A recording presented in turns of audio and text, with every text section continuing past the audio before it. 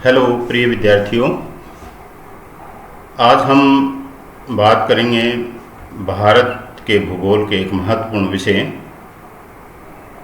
ऊर्जा के संसाधनों के बारे में। और उन ऊर्जा के संसाधनों में कोयला, पेट्रोलियम और जल विद्युत, परमाणु विद्युत ये महत्वपूर्ण ऊर्जा के संसाधन हैं। और पेट्रोलियम आज के आधुनिक युग में बहुत ही महत्वपूर्ण ऊर्जा के संसाधन के रूप में स्थापित है।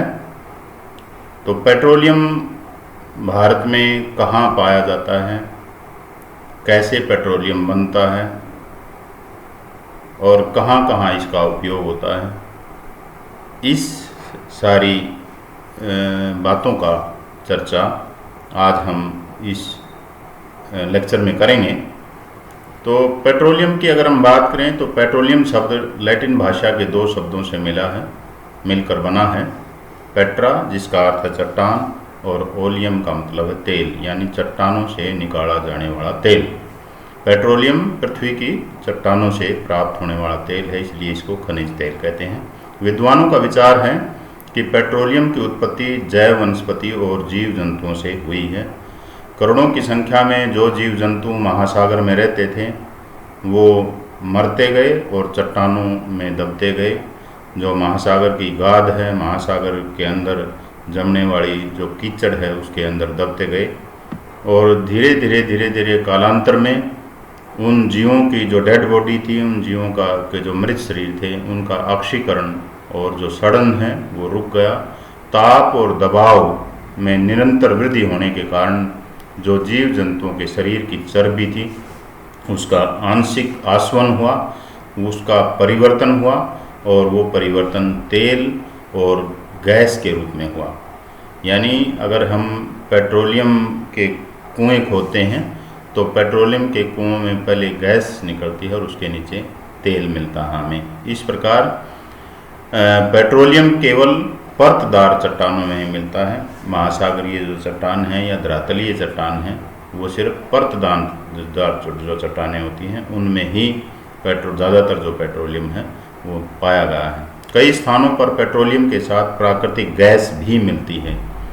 पेट्रोलियम का उपयोग की अगर हम बात करें तो पेट्रोलियम का प्रयोग बड़े पैमाने पर 1860 के बाद शुरू हुआ। तब मनुष्य ने पेट्रोलियम से प्रकाश, ताप और शक्ति प्राप्त करना सीख लिया था।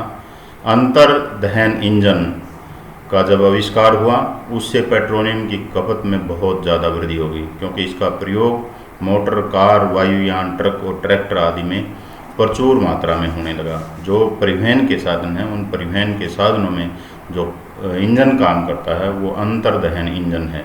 उससे मतलब ऊर्जा मिलती है और ये सभी साधन जो हैं परिवहन के साधन हैं पेट्रोलियम के जो रूप हैं, चाहे वो पेट्रोलियम हो, चाहे गैसोलीन हो, चाहे डीजल हो, उससे ये चलाए जाने लगे। अब अधिकांश रेल के इंजन और जलयान भी जो पहले कोयले से चलते थे वो भी पेट्रोलियम से ही चलने लगे। पेट्रोलियम जब कुओं से निकाला जाता है तो उसमें कई प्रकार की अशुद्धियाँ मिलती हैं, रॉ मटेरियल होता है। अतः प्रयोग करने से पहले उसे शोधनशाला रिफाइनरी में शुद्ध किया जाता है और शुद्ध करते समय लगभग 5000 से ज़्यादा वस्तुएं बनती हैं, जिसमें शुद्ध पेट्रोल, डीजल, गैसोलीन, मिट्टी का तेल, ग्रीस और अन्य चिकने पदार्थ, बिटमन और गैस महत्वपूर्ण हैं। इन जो पदार्थ हैं इन पदार्थों का अलग अलग उद्योगों में प्रयोग किया जाता है। इस प्रकार पेट्रोलियम का प्रयोग उद्योगों में शक्ति के साधन और कच्चे माल के अतिरिक्त मशीनों को चिकना करने के लिए लुब्रिकेंट के रूप में भी किया जाता है। कृत्रिम रबड़, नया प्लास्टिक, रसायन उद्योग और अनेक प्रकार के जो श्रृंगार के साधन हैं, प्रसाधन हैं और सुगंधित वस्तुओं के निर्माण में पेट्रोल का बहुत अधिक मात्रा में प्रयोग किया जाता है। अगर पेट्रोलियम का लाभ देखें, सबसे बड़ा लाभ ये है कि इसे उत्पादक क्षेत्रों से उपभोक्ता क्षेत्र, यानी जहाँ पैदा किया जाता है, जहाँ से ये निकाला जाता है और जहाँ इसको उपयोग करना है वहाँ तक पाइपलाइनों के माध्यम से और टैंकरों के माध्यम से आसानी से पहुँचाया जा सकता है। मतलब बहुत ज़्यादा इसका परिवहन का, जो पाइपलाइन के माध्यम से भेजने का परिवहन का खर्चा बहुत कम होता है। अतः इसका प्रयोग दूर स्थित इलाकों में भी किया जा सकता है। कोयले के साथ ऐसा नहीं है। कोयला एक भार ह्रासमान चीज़ है और भार ह्रासमान होने के साथ साथ परिवहन जो व्यय है, परिवहन लागत बहुत ज़्यादा उसकी होती है। इसके अतिरिक्त धुआं बहुत कम छोड़ता है, राख बिल्कुल नहीं होती और अंतिम बूंद तक इसका प्रयोग किया जा सकता है। तेल के परिवहन में पाइपलाइनों का विशेष महत्व है। भारत में अगर खनिज तेल की खोज की बात करें, भारत में खनिज तेल के खनन की बात करें, तो भारत में तेल की प्राप्ति सबसे पहले ऊपरी असम के माकूम क्षेत्र से सन 1867 में हुई। 1867 में जब यहाँ 36 मीटर गहरा कुआं खोदा गया।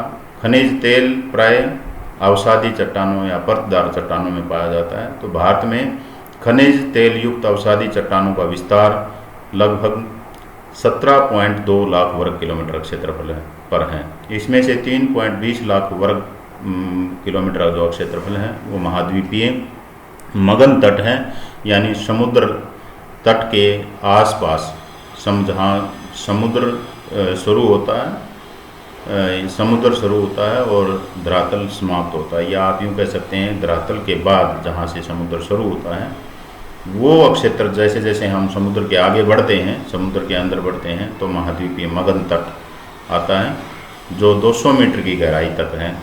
आपने पिछली क्लासों में पढ़ा होगा कि महाद्वीप के बाद महासागर शुरू होता है। तो महासागर के 4 भाग हैं। जैसे धरातल पर हम देखते हैं कि पर्वत पठार मैदान पाए जाते हैं मुख्य स्थल रूप, इसी तरह से महाद्वीपीय मगन तट, महाद्वीपीय ढाल, सागरीय मैदान और महासागरीय खाइयाँ 4 मुख्य स्थल रूप हैं, बड़ी स्थलाकृति हैं महासागरीय तल पर। तो सबसे पहला जो भाग है वो महाद्वीपीय मगन तट है। उस महाद्वीपीय मगन तट पर लगभग 30.20 लाख वर्ग किलोमीटर क्षेत्रफल भारत का, जहाँ तेल निकाला जाता है या निकाला जा सकता है। शेष उत्तरी और तटीय जो मैदानी भाग, तटवर्ती जो मैदान हैं उत्तरी भागों में और तटवर्ती जो मैदानी भाग हैं, तेलधारी जो परतों वाले या जिसकी हम बात करें अवसादी जो चट्टानें हैं, उन अवसादी चट्टानों वाले 13 महत्वपूर्ण बेसिन हैं, जिनको हम 3 भागों में बांट सकते हैं। कैम्बे बेसिन ऊपरी असम का और बम्बई अपतटीय क्षेत्र, ये 3 महत्वपूर्ण क्षेत्र हैं। आप यूँ कह सकते हैं कि गुजरात, महाराष्ट्र के आसपास का क्षेत्र और असम, 3 महत्वपूर्ण जो स्टेट हैं, उन स्टेट के आसपास का जो क्षेत्र है, किसी में मतलब धरातलीय भाग हैं और किसी में तटीय भाग हैं, तो किसी में अपतटीय जो क्षेत्र हैं। तो उन क्षेत्रों में 13 महत्वपूर्ण बेसिन हैं। उन 13 महत्वपूर्ण बेसिनों को हम 3 भागों में विभाजित किया। अब हम अगर बात करें स्टेट की, दूसरे स्टेटों की, तो राजस्थान कावेरी कृष्णा गोदावरी बेसिन, अंडमान बंगाल और हिमालय पाद पहाड़ियाँ, गंगा घाटी, त्रिपुरा, नागालैंड, वलय मेखला के बारे में ये मतलब ज्ञात हुआ है कि यहाँ भी तेलधारी परतें पाई जाती हैं, परंतु अभी तक यहाँ वाणिज्यिक रूप से उत्पादन शुरू नहीं हुआ है, या आने वाले समय में आप ये कह सकते हैं कि यहाँ से पेट्रोलियम जो है वो निकाला जा सकता है। कच्छ, सौराष्ट्र, केरल कोंकण क्षेत्र, महानदी में ऐसी भूवैज्ञानिक संरचनाएं पाई जाती हैं जहाँ से तेल प्राप्त किया जा सकता है। तो ये सारे जो क्षेत्र हैं हमारे उत्पादन के भावी प्रदेश हैं।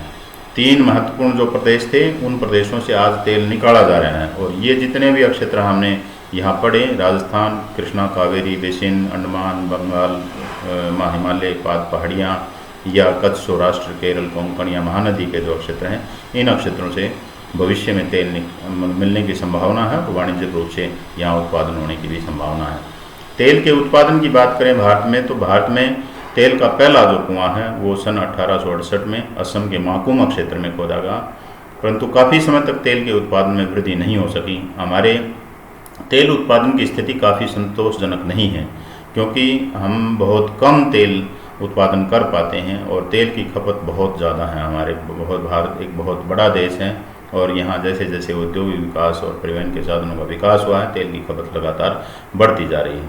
सन 1950-51 में तेल का उत्पादन केवल 3 लाख टन था, जबकि खपत 34 लाख टन थी, जो आज खपत जो है बहुत बढ़ चुकी है। तो मतलब अगर भारत में खनिज तेल का उत्पादन की बात करें तो यहाँ 2003 से लेकर 2019-20 तक का तेल का उत्पादन दिखाया गया है।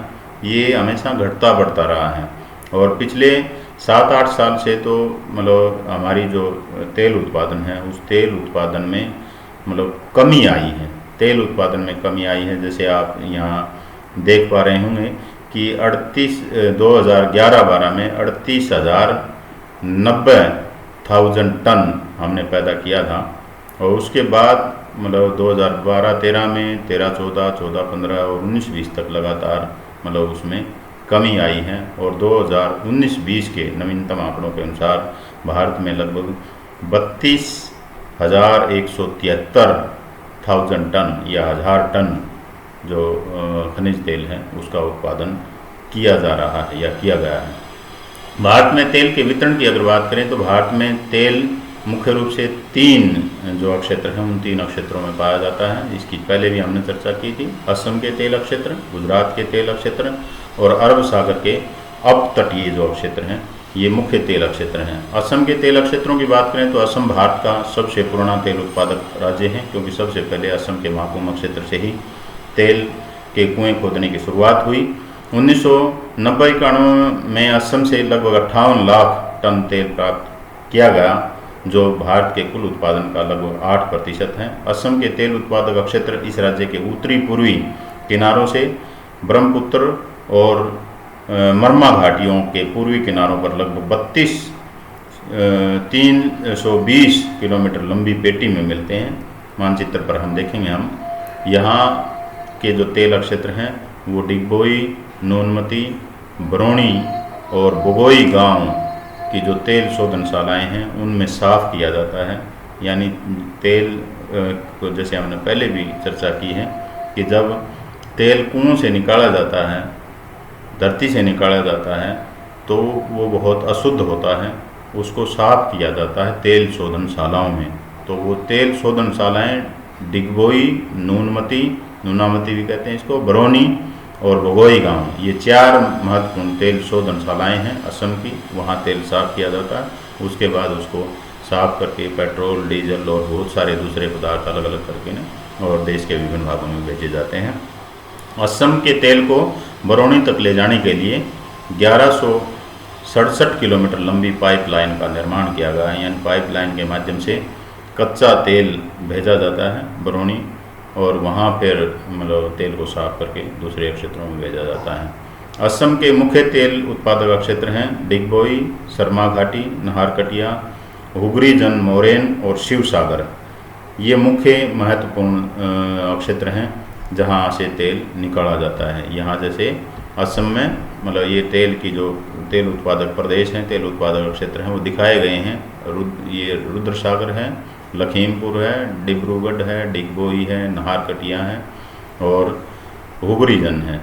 इसके अतिरिक्त ये जो क्षेत्र हैं गुजरात का जो क्षेत्र है इसमें अलियाबेट क्षेत्र ये खाड़ी के आसपास के क्षेत्र हैं। अलियाबेट क्षेत्र है, अंकलेश्वर क्षेत्र है, कालोल क्षेत्र है, महसाणा क्षेत्र है और अहमदाबाद क्षेत्र है। और इसके अतिरिक्त मुंबई हाई जो भारत का लगभग 75% तेल पैदा करता है, मुंबई हाई क्षेत्र मुंबई से समुद्र की तरफ यानी अरब सागर में स्थित है। वहाँ जलयान के माध्यम से यहाँ से तेल निकाला जाता है। गुजरात के जो तेल क्षेत्र हैं, गुजरात राज्य में तेल और प्राकृतिक गैस आयोग जो है, जो इन सभी प्रकार के जो तेल के कुओं से तेल निकालने का काम करता है, ऐसा एक कमीशन है ये तेल और प्राकृतिक गैस आयोग। उसके प्रयासों के फलस्वरूप तेल के क्षेत्रों का पता लगाएगा। इस आयोग द्वारा किए गए सर्वेक्षणों के अनुसार गुजरात के 15.360 वर्ग किलोमीटर क्षेत्रफल में तेल के भंडार मिले हैं। यहाँ तेल की पेटी सूरत से लेके अमरेली जो राजकोट डिस्ट्रिक्ट में है तक फैली हुई है। कच्छ, बड़ोदरा, भड़ोच, सूरत, खेड़ा और मोहसाना प्रमुख उत्पादक ज़िले हैं। यानी ये 6 जो डिस्ट्रिक्ट हैं गुजरात के, कच्छ, बड़ोदरा, भड़ोच, सूरत, खेड़ा और मेहसाना ये प्रमुख ज़िले हैं। इन ज़िलों में नवगाम, कलोल, बलोल, कोसंबा, सानंद, संथील, कठाना, बावेल, ढोलंका, अहमदाबाद, मेहसाना, शोभासन, कादी, दबका, कलोल, अहमदाबाद और ये जो क्षेत्र हैं ये क्षेत्र अंकलेश्वर, अहमदाबाद और मेहसाना ये क्षेत्र महत्वपूर्ण क्षेत्र हैं जो मानचित्र पर अभी हमने दिखाए थे। अरब सागर के जो अपतटीय क्षेत्र हैं ये बहुत बड़ा क्षेत्र है, इससे बहुत ज़्यादा मतलब तेल का उत्पादन वर्तमान में किया जा रहा है। भारत के तेल उत्पादन क्षेत्र में एक क्रांतिकारी परिवर्तन तब आया जब 1976 में अरब सागर के अपतटवर्ती क्षेत्रों में तेल का पता चला, तेल का उत्पादन होने लगा। सन 1980-81 में यहाँ 50 लाख टन तेल का उत्पादन हुआ, जो बड़ी तेज़ी से बढ़कर 1990-91 में 206 लाख टन तक पहुँच गया। 2008-9 में यहाँ से देश का लगभग 62.5% तेल प्राप्त हुआ। इस प्रकार अरब सागर का जो अपतटीय भाग है वो भारत का सबसे महत्वपूर्ण क्षेत्र है और वर्तमान में दूसरे जो क्षेत्र हैं दूसरे क्षेत्रों में भी तेल का उत्पादन किया जाने लगा है, लेकिन अभी भी ये अरब सागर का जो अपतटीय भाग है बड़ा तेल क्षेत्र है जहाँ से भारत का लगभग 60-65% जो तेल है वो पैदा किया जाता है, उत्पादन किया जाता है। अरब सागर के महाद्वीपीय मगन तट पर तेल के विशाल भंडार मिले हैं, अतः भविष्य में यहाँ तेल उत्पादन में और अधिक उन्नति होने की संभावना है। अरब सागर के अपतटीय भागों में मुख्य 3 तेल क्षेत्र हैं। मुंबई हाई तेल क्षेत्र, ये महाराष्ट्र के महाद्वीपीय मगन तट पर मुंबई के उत्तर पश्चिम में 176 किलोमीटर दूर है, अरब सागर में स्थित है।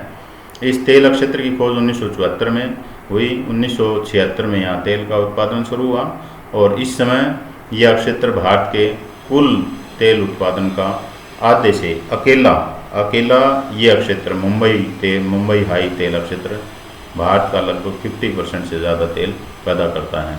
यहाँ मायोसिन युग की तेल युक्त चट्टानें 2500 वर्ग किलोमीटर क्षेत्रफल में 80 मीटर की गहराई तक फैली हुई हैं।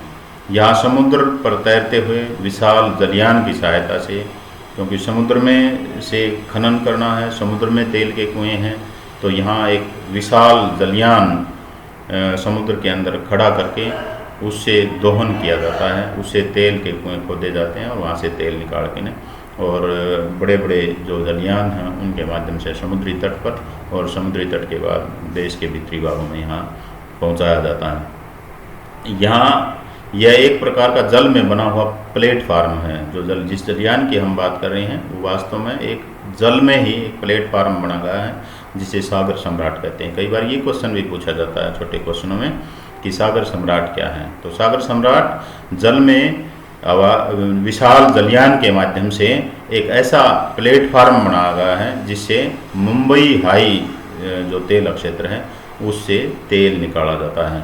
मुंबई हाई में तेल के विशाल भंडार हैं और यहाँ पर तेल के उत्पादन का भविष्य भी उज्जवल है, यानी और भी ज़्यादा मात्रा में तेल यहाँ मिलने की संभावना है।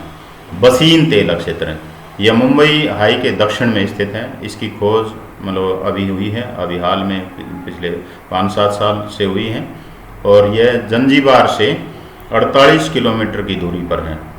जंजीबार से 48 किलोमीटर की दूरी पर है और यहाँ 1900 मीटर की गहराई पर तेल के विशाल भंडार मिले हैं, काफ़ी गहरे हैं। यहाँ के 2 या 3 कुओं का जो उत्पादन है वो बम्बई हाई के 16 कुओं के बराबर होगा, यानी काफ़ी अधिक मात्रा में तेल यहाँ से निकाला जा सकता है और उत्पादन जो है वो शुरू हो गया है और जल्दी ही मुंबई हाई का जितनी इम्पोर्टेंस है तेल क्षेत्र में, पेट्रोलियम उत्पादन क्षेत्र में, उससे भी कहीं बढ़ के ये बसीन तेल क्षेत्र होगा। अलियाबेट तेल क्षेत्र ये गुजरात में है। गुजरात में भावनगर के 45 किलोमीटर पश्चिम में खंबात की खाड़ी में, गुजरात के तटवर्ती क्षेत्र में महाद्वीपीय मगन तट पर अलियाबेट द्वीप पर स्थित है। खंबात की खाड़ी में अलियाबेट छोटा सा द्वीप है, उस द्वीप पर स्थित है और यहाँ पर तेल के विशाल भंडारों का पता चला है। यह क्षेत्र भारत के तेल की खोज कार्यक्रम में क्रांति ला देगा, यानी बहुत ज़्यादा यहाँ संभावना है और शीघ्र ही यहाँ तेल का उत्पादन होने की तेल का उत्पादन शुरू होने की संभावना है। यहाँ से तेल का उत्पादन शुरू होगा।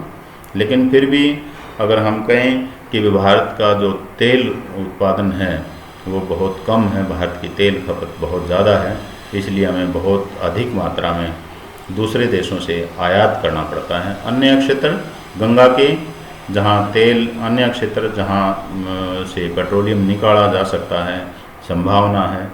गंगा के मैदान की अवसादी चट्टानों में तेल के विशाल भंडार मिलने की संभावना है। राजस्थान की अवसादी स्थलों में अधिक तेल मिलने की संभावना नहीं है, लेकिन यहाँ पर गैस के भंडार मिलने की आशा ज़्यादा है। हिमाचल प्रदेश, पंजाब और जम्मू कश्मीर में लगभग 1 लाख वर्ग किलोमीटर क्षेत्रफल पर तेल प्राप्त होने की आशा है। हिमाचल प्रदेश में ज्वालामुखी क्षेत्र से तेल प्राप्त होने की बड़ी संभावनाएं हैं। यहाँ 800 मीटर की गहराई पर गैस प्राप्त हुई है। इसके अतिरिक्त धर्मशाला और बिलासपुर जो डिस्ट्रिक्ट हैं उसमें भी तेल मिलने की संभावना है। यानी संभावित क्षेत्र भारत में बहुत ज़्यादा हैं तेल के, और जब भी यहाँ से तेल उत्पादन शुरू होगा तो निश्चित रूप से भारत के तेल उत्पादन में वृद्धि होगी। पंजाब के होशियारपुर, लुधियाना और दसूआ क्षेत्रों में भी तेल उपस्थित हैं। जम्मू के मूसलगढ़ में भी तेल मिलने की मूसलगढ़ क्षेत्र है, उसमें भी तेल मिलने की संभावना है। तेल के अंतर्राष्ट्रीय व्यापार की अगर बात करें, जैसे हम अभी भी बात कर रहे थे कि भारत में जो तेल है पैदा बहुत कम होता है और आवश्यकता बहुत ज़्यादा है, खपत बहुत ज़्यादा है। तो सिर्फ हम अपनी आवश्यकताओं का सिर्फ 5-7% ही तेल उत्पादन कर पाते हैं, बाकी जो तेल है वो विदेशों से आयात करना पड़ता है। इसके पश्चात तेल के उत्पादन और उसकी मांग में जैसे जैसे मतलब हम लगातार विकास की ओर बढ़ रहे हैं, विकासशील देश से विकसित देश बनने की ओर जा रहे हैं, तेल की खपत लगातार बढ़ रही है। परिवहन के साधनों में और उद्योगों में, रेलवे और जलयान को चलाने में बहुत ज़्यादा तेल की जो खपत है वो बढ़ी है। तो इसलिए बड़ी तीव्र मात्रा में इसकी मांग में वृद्धि हुई है। भारत अधिकांश जो तेल है वो सऊदी अरब, ईरान, इराक, संयुक्त अरब अमीरात, म्यांमार और इंडोनेशिया और वेनेजुएला से आयात करता है। भारत के कुल आयात का लगभग 21% सऊदी अरब से, 16% इराक से, 15.4% ईरान से और 4.5% संयुक्त अरब अमीरात से मंगाया जाता है, और बाकी म्यांमार, इंडोनेशिया और वेनेजुएला से भी हम आयात करते हैं। भारत मतलब बहुत ज़्यादा, जैसे हमने अभी बात की थी कि बहुत ज़्यादा पैसा खर्च होता है आयात में, तो जो क्रूड ऑयल का इंपोर्ट हुआ, यानी कच्चे खनिज तेल का आयात हुआ 2006 से, ये इस टेबल में दिखाया गया है। 2019 में अनुमानित आंकड़े हैं, अगर 2018 की बात करें तो 220.4 मिलियन टन आयात किया गया, और इसके लिए हमें कितने पैसे खर्च करने पड़े, कितनी राशि खर्च करनी पड़ी, 5,66,450 करोड़ रुपए का ये क्रूड जो ऑयल है वो हमें खरीदना पड़ा। 2019-20 के जो आंकड़े हैं उसके हिसाब से अगर हम देखें तो 8,81,282 करोड़ रुपए का तेल हमने आयात किया। ये प्रोविजनल आंकड़े हैं, लेकिन फिर भी अगर हम देखें तो बहुत बड़ी जो अमाउंट है, बहुत ज़्यादा पैसा जो है हमें तेल के आयात के लिए खर्च करना पड़ रहा है। हमारे लिए तेल के उत्पादन में आत्मनिर्भर होना अति आवश्यक है, क्योंकि हमारी विदेशी मुद्रा का आधे से अधिक भाग जो है वो तेल के खर्च पर, यानी जितना हम आयात करते हैं, सारी वस्तुएं, विभिन्न देशों से सारी वस्तुएं आयात करते हैं, उसका आधा भाग हम तेल के आयात पर खर्च करते हैं। जहां तेल की घरेलू मांग बढ़ने से अधिक आयात की आवश्यकता बढ़ती जा रही है, वहां अंतर्राष्ट्रीय बाजार में भी तेल की जो कीमत है वो काफ़ी बढ़ रही है। हमें अपनी विदेशी मुद्रा का अधिकांश भाग तेल के आयात पर खर्च करना पड़ता है। तेल और इससे संबंधित वस्तुओं के आयात पर भारत ने 2010-11 में 4,82,282 करोड़ रुपए खर्च किए, और 2019-20 में आपने देखा कि 8 लाख करोड़ रुपए से ज़्यादा जो अमाउंट है हमने वो तेल और उससे संबंधित जो वस्तुएं हैं उसके खरीदने में उसको विदेश से हम भारत में लाने के लिए खर्च करना पड़ा। परिवहन उद्योग और चालक शक्ति के क्षेत्रों में उन्नति होने के साथ साथ हमारे देश में तेल की खपत और उसके उत्पादन से अधिक हो रही है। उत्पादन कम है और खपत ज़्यादा है, तो निश्चित रूप से हमें दूसरे देशों से आयात करना पड़ेगा। अगर तेल परिष्करण की बात करें, तेल परिष्करण, क्योंकि जैसे हमने अभी बात की थी कि तेलों से जो तेल के कुओं से निकाला गया जो तेल है वो काफ़ी अपरिष्कृत अवस्था में होता है और इसमें कई अशुद्धियाँ होती हैं, तो उपयोग करने से पहले परिष्करण करना ज़रूरी है, तभी हम डीजल पेट्रोल जैसी वस्तुएं प्राप्त कर पाते हैं। तो देश में पहली परिष्करण जो शाला है वो 1901 में असम में डिगबोई नामक स्थान पर स्थापित की गई। लगभग आधी शताब्दी तक ये अकेली परिष्करण शाला रही, और यहीं से मतलब भारत का जो तेल, जो कच्चा तेल है, खनिज तेल है, वो साफ करके न उसको हम डीजल पेट्रोल और दूसरे पदार्थों में परिवर्तित करते रहे। दूसरी परिष्करणशाला 1954 में तारापुर मुंबई में स्थापित की गई। इसके पश्चात भारत में तेल परिष्करण में तेज़ी से उन्नति की गई। ये तेल परिष्करणशालाएँ हैं, तेल शोधक कारखाने हैं।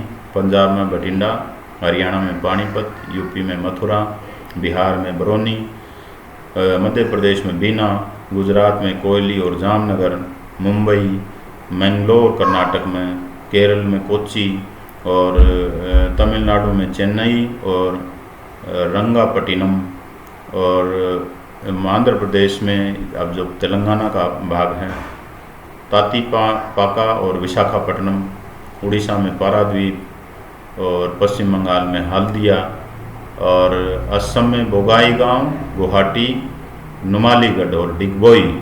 ये महत्वपूर्ण क्षेत्र हैं। इनमें से कुछ जो चल रहे हैं, जैसे जो निशान दिखाई दे रहा है, जैसे ये वाला निशान है, वर्तमान में काम कर रहे हैं। ये जैसे वर्तमान में बीना काम कर रही है, मथुरा काम कर रही है, बरौनी काम कर रही है, असम की सारी जो है वर्तमान में कार्यरत हैं। यहाँ तेल शोधन का कार्य चल रहा है। ये जैसे विशाखापट्टनम था, ये सर इन सभी में काम जो सर्कल के रूप में, डॉट के रूप में दिखे, ये निर्माणाधीन है और कुछ में काम शुरू हो चुका है तेल शोधन का कार्य। अगर तेल शोधन परिष्करण की बात करें तो उनकी अक्षमता की बात करें तो इस टेबल द्वारा अलग अलग जो तेल शोधन कारखाने हैं उनको वो दिखाए गए हैं। लगभग 18 जो हैं तेल शोधन कारखाने हैं, 21 तेल शोधन कारखाने हैं टोटल, और उनमें से 17 वो हैं सार्वजनिक क्षेत्र के, यानी सरकार के अंडर में हैं। एक संयुक्त क्षेत्र में है, यानी कुछ प्राइवेट कंपनियां जैसे भारत पेट्रोलियम कॉरपोरेशन है और ओमान ऑयल कंपनी है, दोनों ने मिलके 18वीं, और 3 जो रिफाइनरी हैं, 3 जो तेल शोधक कारखाने हैं वो प्राइवेट क्षेत्र में, निजी क्षेत्र में हैं। ये मतलब कारखाने काम कर रहे हैं तेल शोधन के रूप में।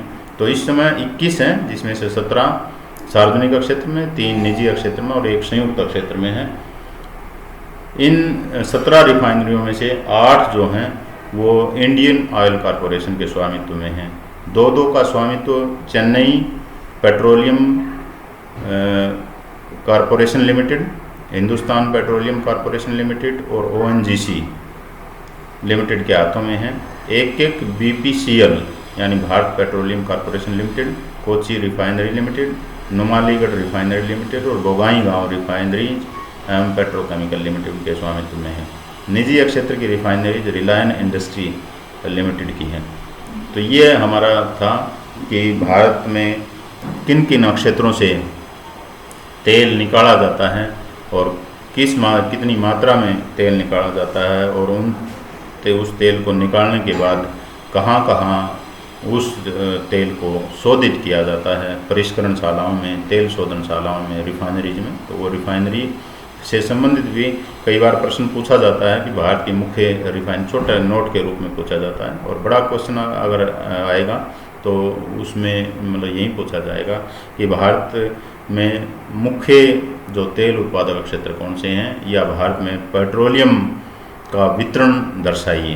पेट्रोलियम का वितरण दर्शाते हुए तेल शोधन परिष्करण जो शालाएँ हैं, तेल शोधन शालाएँ हैं, उनके बारे में विस्तृत चर्चा कीजिए। तो इस प्रकार के सवाल उससे पूछे जाते हैं।